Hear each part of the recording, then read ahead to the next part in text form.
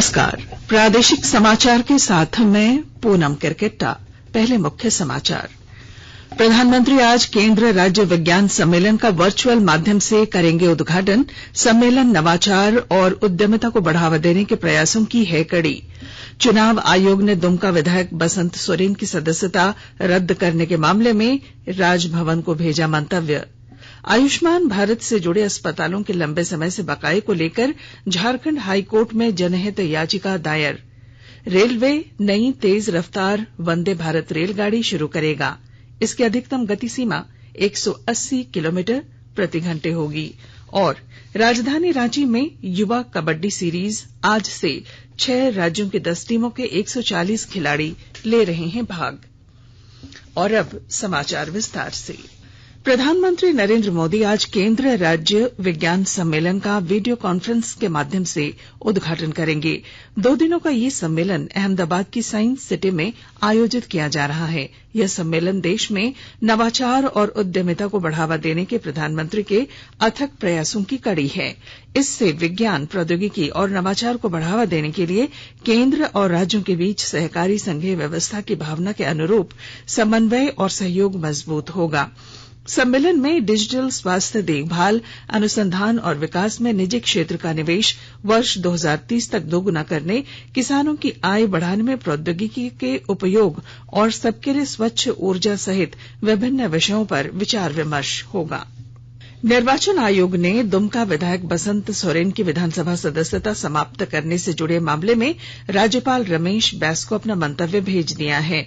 आयोग में इस मामले में 29 अगस्त को सुनवाई पूरी कर फैसला सुरक्षित रखा था। आपको बता दें कि भारतीय जनता पार्टी ने विधायक बसंत सोरेन के खिलाफ एक खनन कंपनी में साझेदार होने के आरोप में राज्यपाल के पास शिकायत दर्ज कराई थी। राज्यपाल ने इस मामले को भारत निर्वाचन आयोग को सौंप दिया था। इससे पहले मुख्यमंत्री हेमंत सोरेन द्वारा अपने नाम पर खनन पट्टा लेने के मामले में निर्वाचन आयोग पहले ही सुनवाई पूरी कर राज्यपाल को अपना मंतव्य भेज चुका है। आकाशवाणी अनूठी पहल के साथ स्वतंत्रता के 75 वर्ष का उत्सव मना रहा है। इसका शीर्षक है आजाद भारत की बात आकाशवाणी के साथ।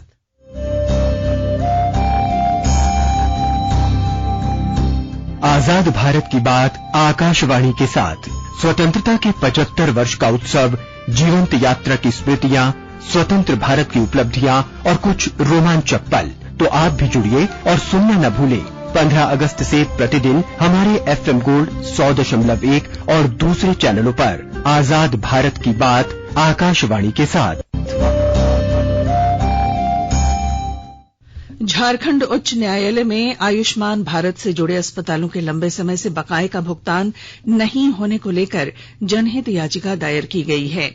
याचिकाकर्ता ने बताया है कि आयुष्मान भारत का बकाया होने की वजह से कई अस्पतालों ने इस योजना के तहत मरीजों का इलाज करना बंद कर दिया है, जिससे सबसे ज्यादा गरीब मरीज प्रभावित हो रहे हैं। याचिकाकर्ता ने अदालत से पूरे मामले की विस्तृत जांच कराने की मांग की है। झारखंड उच्च न्यायालय के अवकाश प्राप्त न्यायाधीश अमिताभ कुमार गुप्ता झारखंड राज्य विद्युत नियामक आयोग के नए अध्यक्ष बनाए गए हैं। अध्यक्ष पद ग्रहण करने की तिथि के 5 वर्ष या 65 वर्ष की अधिकतम उम्र जो पहले हो तक की अवधि के लिए पद पर बने रहेंगे। आपको बता दें कि झारखंड राज्य विद्युत नियामक आयोग के अध्यक्ष का पद वर्ष 2020 से खाली था। राजधानी रांची के मेन रोड में इस वर्ष 10 जून को हुई हिंसा मामले की मजिस्ट्रियल जांच होगी। जिला प्रशासन ने कार्यपालक दंडाधिकारी पवन कुमार को जांच मजिस्ट्रेट नियुक्त किया है। उन्होंने सूचना जारी करते हुए कहा कि 14 सितंबर को कोई भी व्यक्ति उस घटना को लेकर बयान दर्ज करा सकता है। इस हिंसा में मारे गए व्यक्ति के परिजन भी अपना लिखित बयान दे सकते हैं। इस वित्त वर्ष के 8 सितंबर तक सकल प्रत्यक्ष कर का संग्रह 6,48,000 करोड़ रुपए तक पहुंच गया है। यह संग्रह पिछले वर्ष की इस अवधि के संग्रह की तुलना में 35.46% अधिक है। मंत्रालय ने बताया है कि इस वर्ष 1 अप्रैल से 8 सितंबर के दौरान 1,19,000 करोड़ रुपए के आयकर रिफंड जारी किए गए हैं। यह पिछले वर्ष की समान अवधि के रिफंड के मुकाबले 65% अधिक हैं। भारत सरकार ने ब्रिटेन की महारानी एलिजाबेथ द्वितीय के सम्मान में 11 सितंबर को एक दिन के राष्ट्रीय शोक की घोषणा की है। इस दिन राष्ट्रीय ध्वज आधे झुके रहेंगे और सरकारी स्तर पर कोई भी मनोरंजक कार्यक्रम नहीं होगा। आकाशवाणी के ताजा तरीन समाचारों के लिए आप हमारी वेबसाइट newsonair.com पर लॉग ऑन कर सकते हैं। ताजा समाचार Twitter handle @AIR News Alerts और Facebook page all India radio news पर भी उपलब्ध है। आप प्रादेशिक समाचार एकांश के ट्विटर हैंडल @AIR News_Ranchi और फेसबुक, इंस्टाग्राम पेज तथा YouTube channel AIR News Ranchi पर भी हमारे बुलेटिन सुन सकते हैं। प्रादेशिक समाचार आप आकाशवाणी रांची से सुन रहे हैं और अब पेश हैं कोरोना से बचाव के कुछ संदेश। कोविड-19 से बचाव और सुरक्षित रहने के 3 उपाय।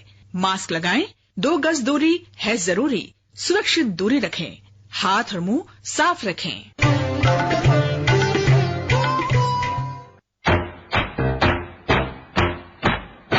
चलो मिलकर एक शुरुआत करें, चलो एक फैसला आज करें, मास्क नहीं तो टोकेंगे, कोरोना को रोकेंगे, चलो एक वादा करते हैं, चलो कुछ वादा करते हैं, मास्क नहीं तो टोकेंगे, कोरोना को रोकेंगे। भारत सरकार द्वारा जनहित में जारी। प्रादेशिक समाचार में आपका फिर स्वागत है। भारतीय रेलवे नई तेज रफ्तार वंदे भारत रेलगाड़ी शुरू करेगा। इसका नाम वंदे भारत 2 होगा और इसकी अधिकतम गति 180 किलोमीटर प्रति घंटे होगी। यह मात्र 52 सेकंड में 100 किलोमीटर तक की गति हासिल कर लेगी। इस नई रेलगाड़ी का वजन 430 टन के स्थान पर 392 टन होगा और इसमें मांग पर वाईफाई सुविधा भी उपलब्ध होगी। नई वंदे भारत रेलगाड़ी में 32 इंच का LCD टेलीविजन होगा और 15% अधिक ऊर्जा दक्ष AC सुविधा होगी। इसमें सभी श्रेणियों के यात्रियों के लिए आरामदायक सीटों की व्यवस्था की गई है। वंदे भारत एक्सप्रेस की इस नई डिजाइन में शुद्ध हवा के लिए भी विशेष प्रणाली काम करेगी। रेलवे ने गोड्डा से सियालदह के लिए नई ट्रेन सेवा शुरू करने को मंजूरी दे दी है। सांसद निशिकांत दुबे ने कहा कि इस ट्रेन का परिचालन शुरू होने से संथाल परगना से बंगाल आने जाने वाले यात्रियों को काफी सहूलियत होगी। इससे पहले रेलवे गोड्डा से बंगलुरु और टाटा के लिए भी एक्सप्रेस ट्रेन की सौगात दे चुका है। हजारीबाग जिले के केरेडारी थाना क्षेत्र स्थित बुंडू में पुलिस ने छापेमारी कर प्रतिबंधित उग्रवादी संगठन TPC के 4 उग्रवादियों को गिरफ्तार कर लिया। पुलिस को इन उग्रवादियों के पास से 2 देसी कट्टा, 1 पिस्टल, कई जिंदा कारतूस, 2 बाइक और मोबाइल फोन मिले हैं। उधर गिरिडीह जिले के नीमिया घाट थाना क्षेत्र स्थित बेलाताल गांव के जंगल में 25 किलोग्राम के केन बम को CRPF और जिला पुलिस की टीम ने बरामद कर सुरक्षित डिफ्यूज कर दिया है। भाकपा माओवादियों ने सुरक्षा बलों को नुकसान पहुंचाने के लिए ये केन बम बिछाया था। लोहरदगा जिले के 84 विद्यालयों में बच्चों के गुणवत्ता युक्त शिक्षा के लिए बुनियादी शिक्षा अभियान चलाया जा रहा है और ब्यौरा दे रहे हैं हमारे लोहरदगा संवाददाता। लोहरदगा जिला में बुनियादी शिक्षा अभियान का शुभारंभ किया गया। यह अभियान जिले के लिए मील का पत्थर साबित होगा। लोहरदगा जिला के 84 विद्यालयों में यह अभियान 100 दिनों तक चलेगा, जिसमें 4 कंपोनेंट होंगे। इसमें नए इनोवेटिव तरीके से बच्चों को पढ़ाने का तरीका अपनाया जाएगा। शिक्षकों के कैरियर के लिए भी यह बहुत उपयोगी होगा। इससे शिक्षा की गुणवत्ता बढ़ेगी। लोहरदगा के DC ने कहा कि शिक्षकों का प्रशिक्षण हमारे लिए सर्वोच्च प्राथमिकता में है। पढ़ाने के लिए इस नए तरीके को लोहरदगा जिला की शिक्षा व्यवस्था में लागू किया जाएगा। इस इनोवेटिव तरीके को पिरामल फाउंडेशन के द्वारा तैयार किया गया है। वहीं इसके शुभारंभ होने से शिक्षकों में भी खुशी देखी जा रही है। शिक्षकों का कहना है कि बुनियादी शिक्षा अभियान से शिक्षा की गुणवत्ता में सुधार होगा और लोहरदगा जिला शिक्षा के क्षेत्र में आगे बढ़ेगा। गोपी कृष्ण कुंवर, आकाशवाणी समाचार, लोहरदगा। भारतीय जनता पार्टी ने 15 राज्यों में नए प्रभारी और सह प्रभारी नियुक्त किए हैं। सांसद और राज्यसभा में पार्टी के मुख्य सचेतक लक्ष्मीकांत वाजपेयी झारखंड के प्रदेश प्रभारी बनाए गए हैं। डॉक्टर वाजपेयी उत्तर प्रदेश विधानसभा के 4 बार सदस्य रह चुके हैं। वर्ष 2014 में लोकसभा चुनाव के दौरान वे उत्तर प्रदेश भारतीय जनता पार्टी के प्रदेश अध्यक्ष थे। वहीं रांची की महापौर और पार्टी की राष्ट्रीय मंत्री आशा लकड़ा को पश्चिम बंगाल में पार्टी के सह प्रभारी का जिम्मा सौंपा गया है। स्कूली शिक्षा और साक्षरता विभाग के सचिव राजेश कुमार शर्मा से अखिल भारतीय प्राथमिक शिक्षक संघ के प्रतिनिधिमंडल ने मुलाकात कर शिक्षकों को गैर शैक्षणिक कार्यों में लगाए जाने से होने वाली परेशानियों और अन्य समस्याओं से अवगत कराया। उन्होंने सचिव को बताया कि इससे विद्यालयों में पठन पाठन पर असर पड़ रहा है। सचिव ने प्रतिनिधिमंडल को भरोसा दिलाया कि इस मामले की समीक्षा कर शिक्षकों से लिए जाने वाले गैर शैक्षणिक कार्यों को कम किया जाएगा। उन्होंने बताया कि उर्दू शिक्षकों का वेतन आवंटन इस महीने जारी किया जाएगा। परमवीर चक्र विजेता शहीद अब्दुल हमीद का 57वां शहादत दिवस आज मनाया जा रहा है। राजधानी रांची के कांटाटोली चौक स्थित परमवीर अब्दुल हमीद स्मारक स्थल पर शहादत दिवस समारोह का आयोजन किया गया है, जहां उन्हें श्रद्धांजलि देने के लिए लोग लगातार आ रहे हैं। मुख्यमंत्री हेमंत सोरेन भी यहां आकर शहीद अब्दुल हमीद के प्रति श्रद्धा सुमन अर्पित करेंगे। उच्चतम न्यायालय ने कहा है कि यदि आवारा कुत्ते लोगों पर हमला करते हैं तो उन कुत्तों को खाना खिलाने वालों को जिम्मेदार ठहराया जा सकता है। आवारा कुत्तों की समस्या का समाधान ढूंढने की जरूरत पर जोर देते हुए न्यायालय ने कहा कि जो लोग नियमित रूप से आवारा कुत्तों को खाना खिलाते हैं उन्हें कुत्तों को टीका लगवाने के लिए भी जिम्मेदारी दी जा सकती है। न्यायमूर्ति संजीव खन्ना और जेके माहेश्वरी केरल में आवारा कुत्तों के उत्पात से संबंधी याचिकाओं पर सुनवाई कर रहे थे। न्यायालय ने लोगों को आवारा कुत्तों के हमलों से बचाने की जरूरत पर बल दिया। कबड्डी। राजधानी रांची के मेगा स्पोर्ट्स कॉम्प्लेक्स के टाना भगत इंडोर स्टेडियम में आज से युवा कबड्डी सीरीज का आगाज हो रहा है। 55 लाख की इनामी राशि वाले इस सीरीज में 6 राज्यों की 10 टीमों के 140 खिलाड़ी भाग ले रहे हैं। इन टीमों में हरियाणा और उत्तर प्रदेश की 2-2 तथा मेजबान झारखंड, बिहार, उत्तराखंड और राजस्थान की 1-1 टीम शामिल है। इस सीरीज में बेहतर प्रदर्शन करने वाले खिलाड़ियों को राष्ट्रीय प्रतियोगिताओं और प्रो कबड्डी लीग में खेलने का मौका मिलेगा। यह सीरीज 31 अक्टूबर तक चलेगी। Federation of Jharkhand chamber of commerce की नई कार्यकारिणी के गठन के लिए आज दोपहर 2 बजे से मतदान शुरू होगा, जो कल भी जारी रहेगा। इससे पहले दिन के 11 बजे से चैंबर की आम सभा होगी। देवघर जिले के धर्मशाला में बाबा मंदिर से जुड़े पुरोहितों, पंडा समाज और अन्य लाभुकों को सर्व जन पेंशन योजना से जोड़ने के लिए विशेष शिविर लगाया जा रहा है। कल शिविर में 62 लाभुकों ने आवेदन दिए। 12 सितंबर को भी विशेष शिविर लगेगा। रामगढ़ जिले में डीडीसी ने जिला गंगा समिति की बैठक की। इस मौके पर नमामि गंगे योजना के तहत आयोजित हो रहे कार्यक्रमों की समीक्षा की। बैठक में 2 अक्टूबर को होने वाले कार्यक्रमों को लेकर अधिकारियों को उन्होंने कई निर्देश दिए। और अब अखबारों की सुर्खियां।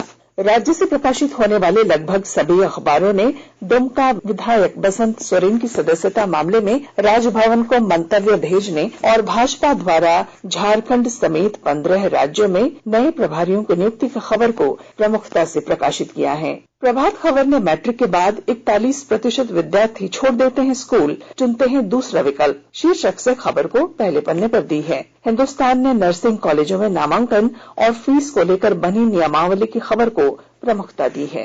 दैनिक भास्कर ने 90 दिनों में क्रूड ऑयल 27% सस्ता, पेट्रोल डीजल में राहत कब शीर्षक खबर को पहले पन्ने पर जगह दी है। दैनिक जागरण, अंग्रेजी अखबार द टाइम्स ऑफ इंडिया और हिंदुस्तान टाइम्स ने अगले 3 दिनों विवादित क्षेत्र में घुस आए चीनी सैनिकों की वापसी से जुड़ी खबर को पहले पन्ने पर प्रकाशित किया है।